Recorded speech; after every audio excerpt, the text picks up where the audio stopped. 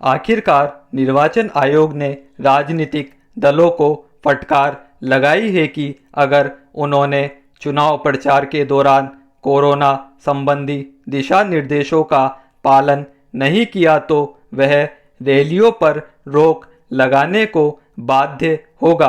5 राज्यों में विधानसभा के चुनाव हैं।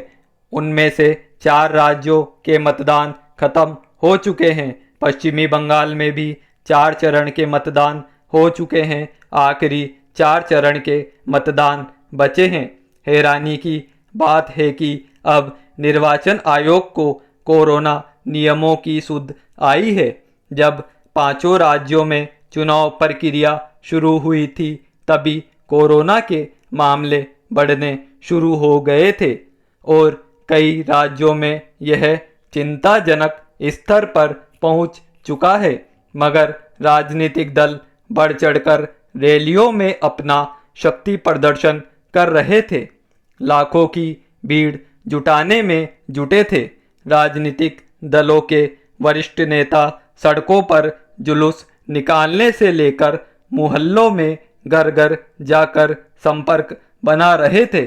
टीवी कैमरों में साफ देखा जा रहा था कि उनमें से ज़्यादातर न तो ठीक से नाक मुंह ढक रहे थे और न ही उचित दूरी का पालन कर रहे थे। रैलियों में धक्का मुक्की ऐसे हो रही थी जैसे कोरोना का कोई भय ही ना हो। ऐसा नहीं माना जा सकता कि उस वक्त निर्वाचन आयोग को चुनाव प्रचार में बरती जा रही मनमानी नजर नहीं आ रही थी। सोशल मीडिया और मुख्य धारा मीडिया के कुछ मंचों पर भी कोरोना के बढ़ते मामलों के मद्देनजर चुनाव प्रचार में कोरोना नियमों का पालन न किए जाने को लेकर काफ़ी चिंता जाहिर की जा रही थी। कई लोग बार बार निर्वाचन आयोग की चुप्पी पर अंगुलियां उठा रहे थे। अब जाकर इन नियमों की तरफ उसका ध्यान गया है तो स्वाभाविक ही उस पर फिर से अंगुलियां और बहुत सारे सवाल उठने शुरू हो गए हैं।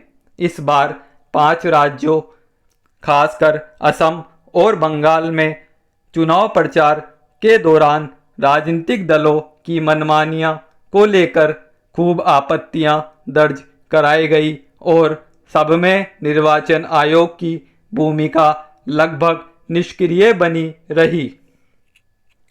उससे उसकी मंशा पर जितने सवाल उठे शायद पहले कभी नहीं उठे।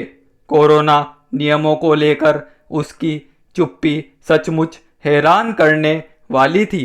इस दौरान जब कई राज्यों में रात का कर्फ्यू और सप्ताहांत की बंदी लागू की गई, अनेक जगहों पर कोरोना नियमों का पालन न करने वालों के खिलाफ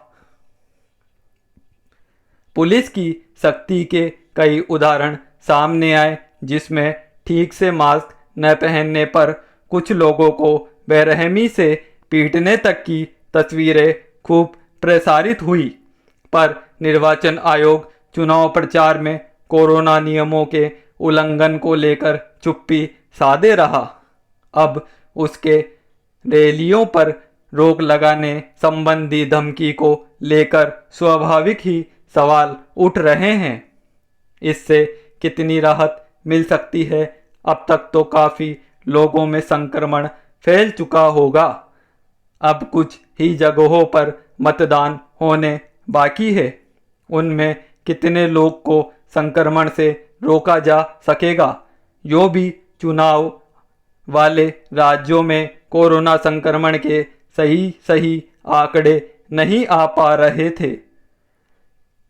इसलिए किसी ने कहा भी था कि वहां महामारी विस्फोटक रूप ले सकती है।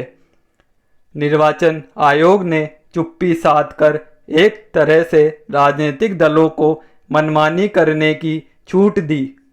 अब भी वह इस मामले को लेकर बहुत गंभीर हो ऐसा नहीं लगता। अगर सचमुच गंभीर है तो उसे मनमानी करने वाले नेताओं और राजनीतिक दलों के खिलाफ सख्ती से पेश आने वाले का उदाहरण पेश करना चाहिए।